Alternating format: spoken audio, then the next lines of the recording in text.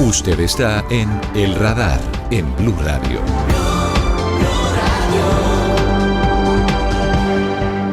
Daniel Noboa, quien ha regido los destinos de los ecuatorianos desde hace 15 meses, busca la reelección, mientras que el correísmo, en cabeza de Luisa González, una candidata que ya había intentado competir contra Noboa en la pasada elección, pues busca recuperar el correísmo, el poder, el palacio de Carondelet. Y para analizar todo lo que está en juego en Ecuador, cómo están las cifras, cómo está ese cabeza a cabeza, porque encuestas hay muchas, se hablan de diferencias del 40%, del 10%, un cabeza a cabeza entre los dos candidatos, pues tengo a esta hora el gusto de saludar a Sheila Vilker. Ella es experta en investigación y análisis de comportamiento electoral, analista de opinión pública argentina, pero que conoce de fondo todos estos datos de la situación en Ecuador, directora de la firma 3.0 y magíster en comunicación y cultura, y también docente universitaria, conferencista internacional. Sheila, un gusto saludarte, bienvenida aquí al Radar.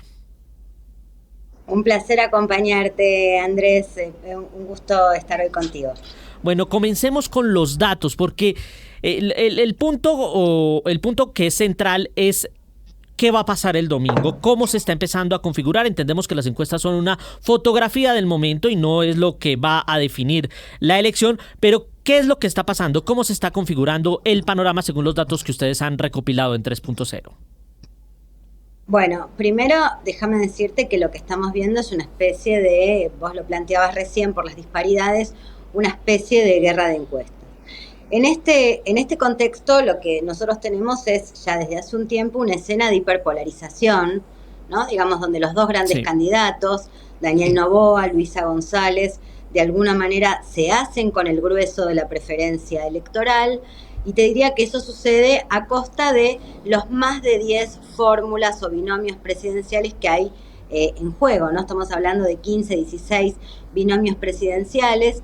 Estos dos candidatos, tanto Noboa, actual presidente, como Luisa González, desafiante por la fuerza de Revolución Ciudadana, la fuerza del correísmo, hoy están liderando, te diría, las preferencias de los electores ecuatorianos. Te decíamos escena de hiperpolarización.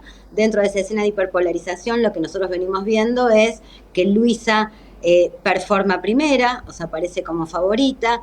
En el último tiempo lo que hemos visto también es que la diferencia que Luisa ostentaba sobre Noboa ha tendido a achicarse un poco. Hoy nosotros tenemos a Luisa González poco más de 2 puntos por arriba de Noboa. Así que es un escenario muy reñido, hipercompetitivo, yo te diría de máxima tensión, con un emergente inesperado, una figura, yo te diría un poquito disruptiva, que es la figura de González Nader, que es una figura importante porque entró en escena en el último tramo de la carrera, después del debate, donde tendió a crecer. Por supuesto, cuando tenés un contexto de hiperpolarización, estamos hablando de candidatos que logran amasar un volumen importante, pero sí, digo, una pequeña consolidación de esta figura que es un interrogante, porque tiene un voto blando, porque tiene un voto que proviene casi exclusivamente de ese segmento del electorado cuya preferencia es Noboa, ¿no? Digamos, o sea, definida por una identidad anticorreísta. Así que creo que ahí se presenta un interrogante respecto de cómo va a ser finalmente el comportamiento electoral. Hoy, por supuesto, la escena es una escena muy pareja, con Luisa como favorita, pero muy pareja. Esta es la escena que tenemos hasta ayer, cuando producimos el último dato electoral. ¿Qué tan seguros, qué tan duro es el voto por Noboa y qué tan duro es el voto por González? Es decir, ¿habría posibilidad que esas preferencias que se han manifestado en las encuestas tengan un cambio importante o los ecuatorianos ya están teniendo mayor seguridad por quién van a votar? Mira, a mí me da la impresión de que la última semana es una semana muy importante porque porque la elaboración de la decisión del voto, de la preferencia electoral, termina de ordenarse en estos días. En algunos casos incluso, yo te diría, hemos visto en últimas elecciones en Latinoamérica, te diría que ha sido decisivo incluso la escena de la cola de la fila en el lugar de votación, ¿no? Sí. Entonces, yo, o sea, lo que tiendo a plantearte es, bueno, la última semana es decisiva, lo que nosotros estamos viendo es que porcentajes muy importantes de la preferencia por Noboa y de la preferencia por Luisa están en firme, pero por supuesto hay ahí algunos interrogantes, los dos tienen una potencialidad de crecimiento de voto que no están activando, que es posible que se activen en un contexto de hiperpolarización. ¿Qué significa un contexto de hiperpolarización? Básicamente que hay un fenómeno casi como de, no tan extremo, pero casi como de balotaje adelantado, ¿no? Digamos, los dos principales candidatos es casi como si se comiesen prácticamente la escena electoral. Nosotros lo que vemos es dentro de lo que es Revolución Ciudadana, la figura de Luisa hoy está, a diferencia por ahí de la última elección, que no ha sido tan lejos en el tiempo, había tenido en primera vuelta 34, 35 puntos, hoy está superando los 40, y en el caso de Noboa también lo vemos en esos niveles, ¿no? Digamos, entonces es una escena, yo te diría, distinta a la última.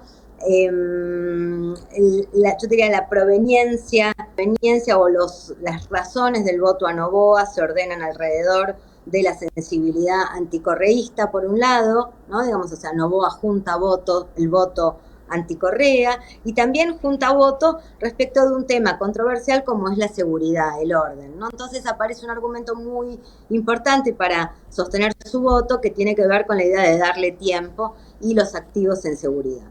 Te digo controversial porque hay otro segmento de la sociedad donde la seguridad efectivamente es un problema y es una crítica, ¿no? Digamos, el incumplimiento del contrato electoral, que es algo de lo que juega en la preferencia por Luisa. ¿Cuáles son las fuentes de adhesión a Luisa? Bueno, por un lado el correísmo, sin lugar a dudas, ¿no? Digamos, eso es una gran fuente de adhesión.